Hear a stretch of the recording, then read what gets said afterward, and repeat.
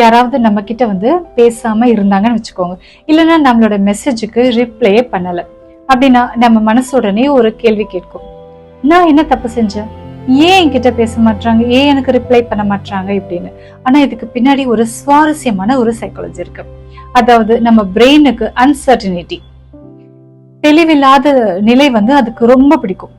இப்போ ஒருத்தங்க நம்ம கிட்ட வந்து உங்ககிட்ட பேச விரும்பல அப்படின்னு சொல்லிட்டாங்கன்னா, அதாவது நேரடியா சொல்லிட்டாங்கன்னு வச்சுக்கோங்க, அப்படி யாரும் சொல்ல மாட்டாங்க, ஒருவேளை சொல்லிட்டாங்கன்னா நம்மளுக்கு வந்து ஒரு கிளாரிட்டி கிடைச்சிரும்.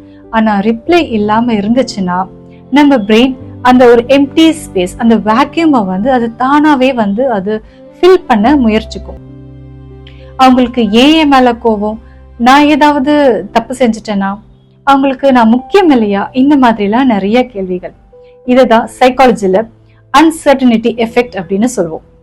அதனாலதான் சில நேரங்கள்ல ஒருத்தங்க நம்மள இக்னோர் பண்றதை விட அவங்க ஏன் இக்னோர் செஞ்சாங்க அப்படின்னு தெரியாம இருக்கிறது அதிகமா நம்மள பாதிக்கும்.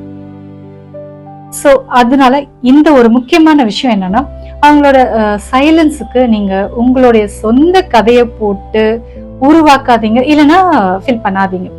இல்லைன்னா அவங்களோட பிஹேவியருக்கு விளக்கம் தெரியாத போது உங்களை நீங்களே வந்து பிளேம் பண்ணிக்காதீங்க, அதுக்கு அவசியமும் இல்லை. So remember one thing, every silence doesn't have a hidden meaning. Sometimes silence is just silence. இது மனசுக்குள் என்ன நடக்குது எபிசோட் நம்பர் 1.